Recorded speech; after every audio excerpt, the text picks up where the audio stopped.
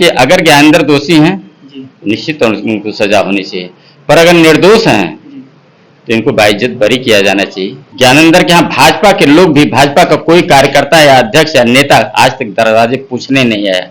जिस दिन बसपा के अध्यक्ष आए थे उस दिन ज्ञानेंद्र जी का घर लोगों ने घेर लिया था, मिट्टी का तेल।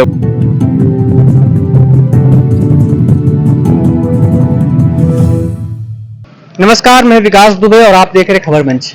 इस समय हम मौजूद हैं जीएनपुर बाजार में और ये पीछे घर आपको दिख रहा है, ये ज्ञानेंद्र मिश्रा जी का घर है, जो कि दुर्गेश कुमार के मामले में लोगों का मानना है कि वो मुख्य भूमिका में है।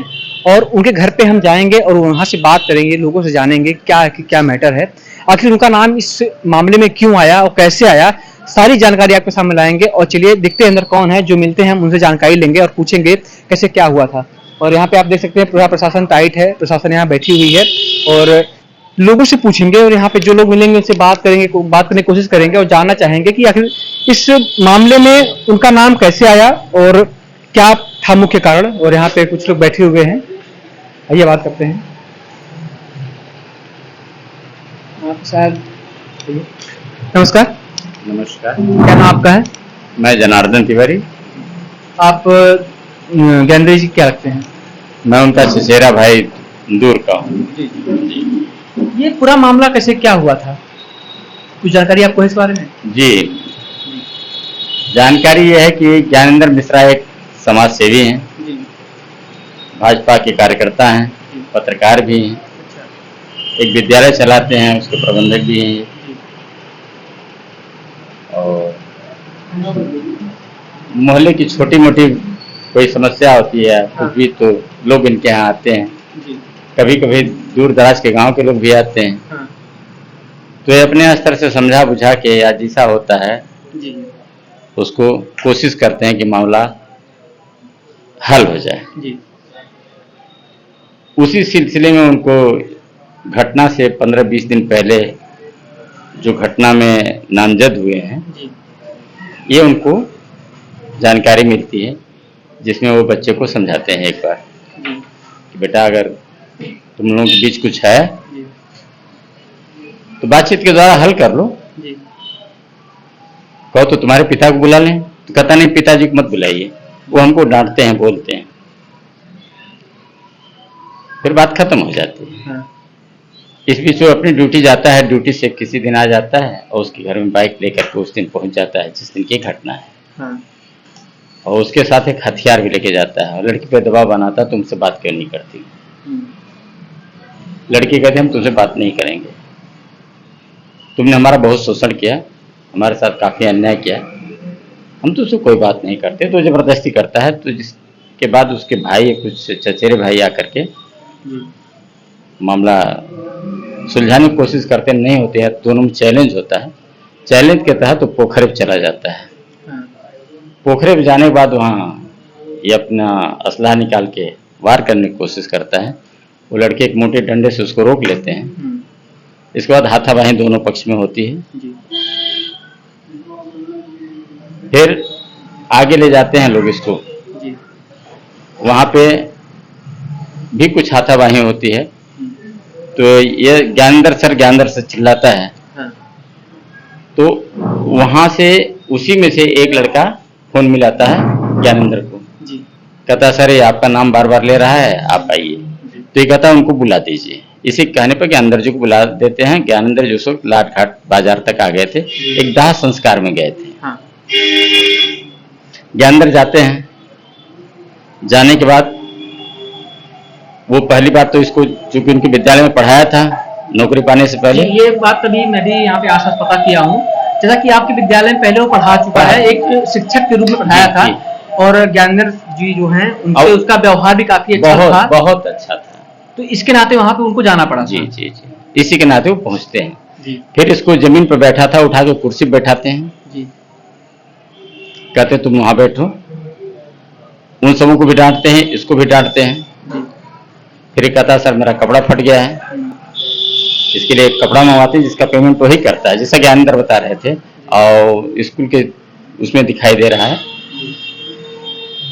और इसको तुरंत वो कहते हैं कि अब तुम घर जाओ, यहाँ से बवाल करने की जरूरत नहीं। तो कहता सर मेरी बुलेट मंगवा दीजिए। बुलेट पोखरे पे थी, तो उसमें से कोई लड़का जा करके या कौन लाता है, उस बुलेट से वो रामपुर हरिजन बस्ती से होकर के घर चला जाता है। जी ये लगभग घटना मेरा अंदाज है 2 बजे के आसपास की होगी। जी अब एक्यूरेट टाइम तो कोई देखता नहीं है, जी ये किसी की मंशा तो थी नहीं कि हम टाइम देख करके कोई काम करेंगे, जी अंदाज है। हाँ। वहां से वो घर चला जाता है और टी शर्ट का पैसा खुद पेमेंट वो करता है। अच्छा, वो लड़का। जी, जी ज्ञानेंद्र सिर्फ उसको मंगाते हैं टी शर्ट।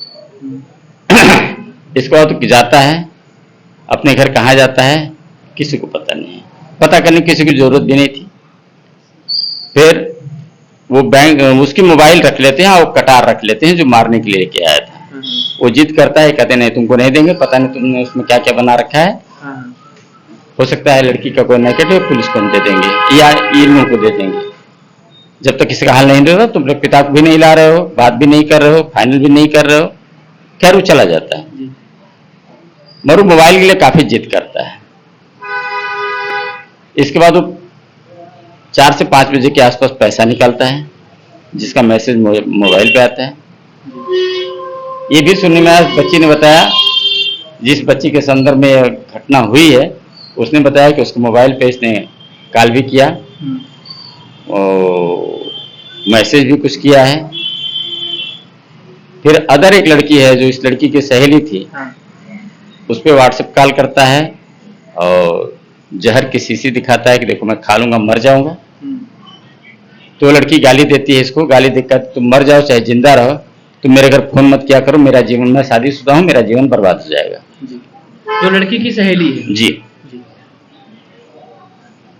तो इस संदर्भ में मतलब ज्ञानेंद्र जी का नाम इतना उछाला क्यों जा रहा है, आपको क्या लगता है? ज्ञानेंद्र जी का काम यही है, ज्ञानेंद्र जी का मकसद यही था कि इन्होंने दोनों को हटा दिया वहां से, क्योंकि जहां ये बवाल हुआ उनके विद्यालय के सन्निकट था और ज्ञानेंद्र जी का ज्यादा लगाव इस बच्चे से था जो मरा है, और उस पक्ष से ये लगाव था कि हमारे पड़ोसी एकदम घर के बगल के हैं।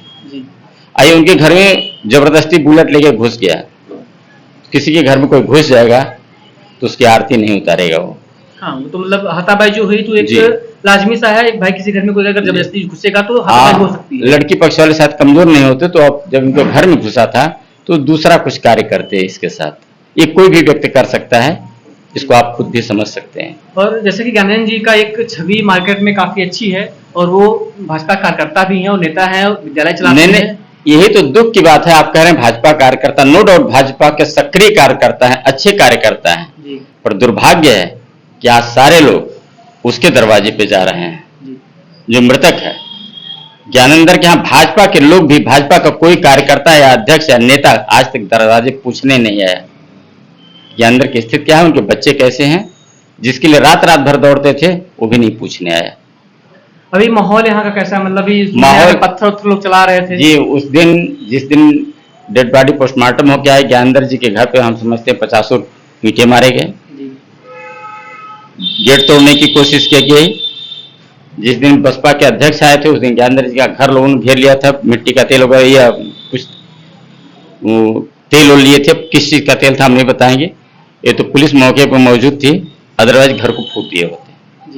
और घर पे मैं था, अंदर उनके बच्चे और बीवी थी, मैं खुद यहाँ मौजूद था, मैं ही इस घर पे रह रहा हूँ। चूंकि ये हमारे पिताजी 4 भाई, कोई नहीं बुजुर्ग है, अब इस घर का बुजुर्ग मैं हूँ, मेरी नैतिक जिम्मेदारी है कि मैं यहाँ रह के देखभाल करूँ। तो आप अभी जो जनता के बीच में ज्ञानेंद्र जी का छवि जो खराब करने की कोशिश की जा रही है, बहुत खराब, इस पे आप क्या कहना चाहेंगे? जनता ऐसा, ज्ञानेंद्र एक तेज तर्राक नेता है, भाजपा के पढ़े लिखे हैं, जैसा मैंने आपको विगत में बताया कि विद्यालय भी चलाते हैं, तो कहीं न कहीं ईर्ष्या भी इसमें लगी हुई है कि हमसे आगे कैसे नहीं जा रहे हैं। जबकि एक समाज सेवी है, इनका काम है कि अगर इनके आसपास कोई समस्या होती है तो इनको हल करना एक नैतिक कर्तव्य भी है और ये करते भी हैं, करते आ रहे हैं जी। ये शुरू से करते आ रहे हैं, बचपन से इनकी शौक थी जी।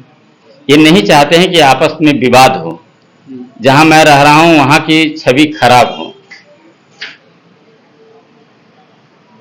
तो आप लोग सरकार से क्या अपील करते हैं? हम सरकार से यही चाहते हैं कि अगर ज्ञानेंद्र दोषी हैं निश्चित तौर से उनको सजा होनी चाहिए, पर अगर निर्दोष हैं तो इनको बाइज्जत बरी किया जाना चाहिए। बहुत बहुत धन्यवाद। और जैसा कि मैं अभी सुना कि यहाँ पे भाजपा के कार्यकर्ता हैं और समाज सेवी हैं, काफी अच्छा काम भी कर चुके हैं, लेकिन आज तक इनके घर पे इतनी समस्याएं हुई, कोई भी भाजपा का नेता, कार्यकर्ता या उनका सहयोगी यहाँ तक आने की कोशिश नहीं किया, ना जानना चाहा कि उनके परिवार पे क्या गुजर रही है।